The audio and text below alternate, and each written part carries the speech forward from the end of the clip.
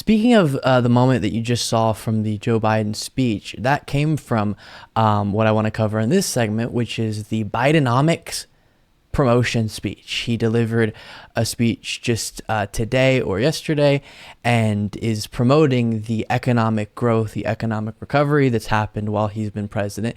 We've talked a good bit about this recently. I want to walk through this speech, and I do think the economic message that he has to put out is super, super important to the 2024 election and how that's going to go. We'll start with this clip. And lots to discuss on this.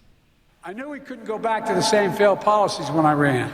So I came into office determined to change the economic direction of this country, to move from trickle-down economics to what everyone on Wall Street Journal and Financial Times began to call Bidenomics. I didn't come up with the name.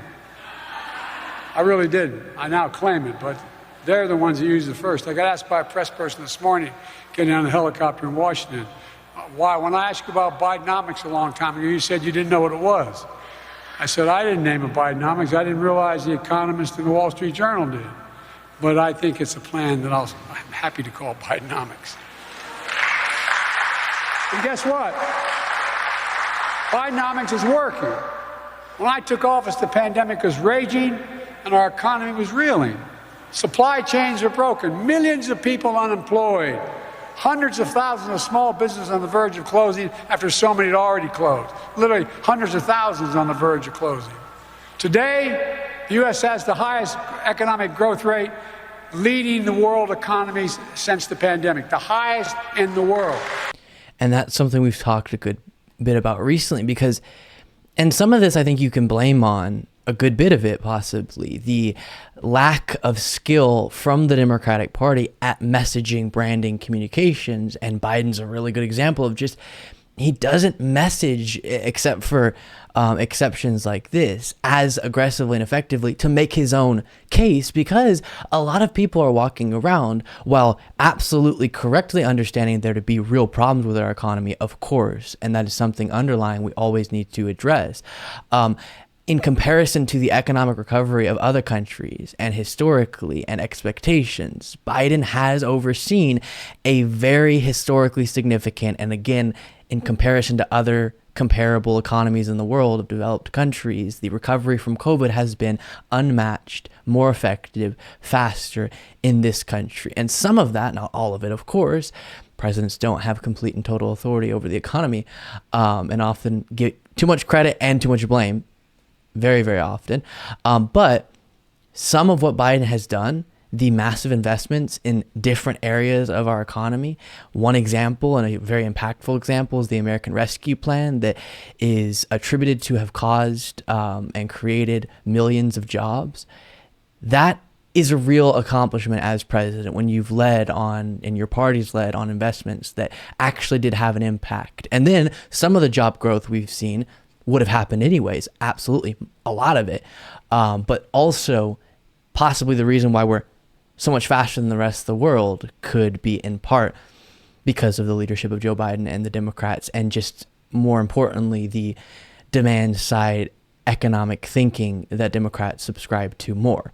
And so if he could make that effective message more often and more aggressively, I think we'd see a very different perception in the country, because a lot of people are walking around thinking that Biden has caused a bunch of economic problems and he's a disaster on that front, when in reality, that's not the case. The one big indicator we're still dealing with in comparison to other economic times, not in comparison to what we want, but other economic times, the main thing that's still stubbornly not great is inflation. And that, as I've gone through specifically in the past many, many times, has to do with variables outside of Biden's control for the most part.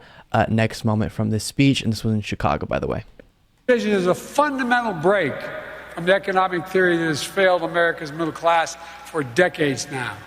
It's called trickle-down economics, fundamental economics, trickle-down. The idea was, it's belief that we should cut taxes for the wealthy and big corporations. And I know something about big corporations.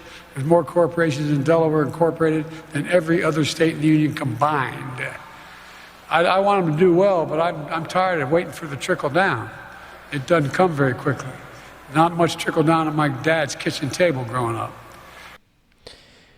Yeah, it's gone by different names, but the trickle down, supply side, if we cut taxes for the wealthy and corporations, trust us, we're going to grow the economy in amazing ways, and so many working class people are going to prosper.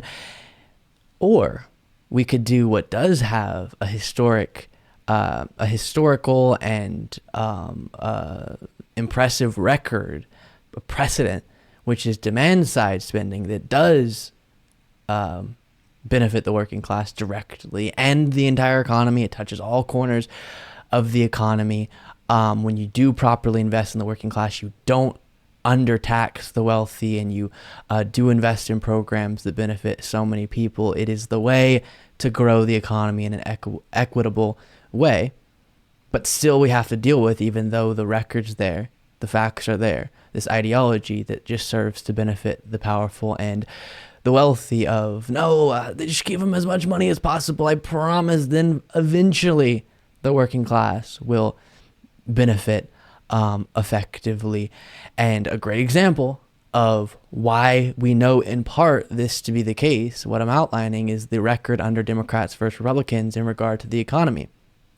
Even though Democrats aren't more fiscally irresponsible, meaning they aren't, based on the historical record, more likely to increase the deficit more, or more likely to add more debt to the national debt than Republicans. Actually, Republicans are more likely to do those things.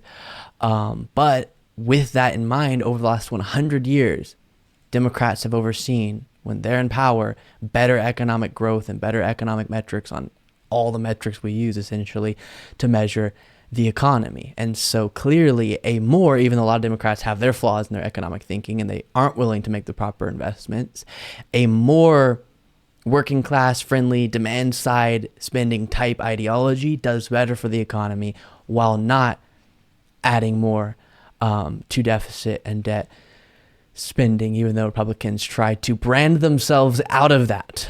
Last clip we'll look at, making fun of Trump about not investing in infrastructure while Biden has. That builds on my decision to rejoin the Paris Climate Agreement on the first day I came to office. The first day. And by the way, my predecessor talked a lot about increasing manufacturing. Remember Infrastructure Week? Infrastructure Week became Infrastructure Week and week and week and week and week. It never happened. We got Infrastructure Decade done right off the bat. But so it is true that Trump promised over and over and over again that he was going to unveil an incredible infrastructure plan. He's going to invest in infrastructure, the most beautiful infrastructure you've ever seen. And similar to his healthcare plan and finishing the wall, Mexico's going to pay for it and all these different things, and didn't follow through. Biden also hasn't followed through on certain campaign promises, but he got infrastructure done, and the plan was far from perfect, but it was a historic investment in infrastructure, the largest since the Eisenhower highway program, and it's making an actual impact and benefiting people. That's why Tommy Tuberville, as we talked about in the last segment, is trying to take credit for that infrastructure plan, even though he voted against it. So I really hope, even though Biden does have a lot of issues with communicating, as we've talked about, and isn't able to make his case effectively, a lot of times this message of kind of, because his polls are low, he has to figure out how to message his way out of that and say, listen, however you feel about me, maybe you're worried about my age, or you're worried about my, like I said, communication ability, but I got results to run on and an actual record. And that's something Donald Trump does not have, except for a disastrous record, especially when you factor into his handling of COVID, such a notable failure of Trump's presidency, whereas Biden did a really good job of at least overseeing, we can't ever know exactly how much credit to give, but overseeing an economic recovery while getting through a lot of pretty progressive legislation, far from what we want, far from my dream president, but a lot of actual successes that are making an impact, and hopefully he'll be able to make that case.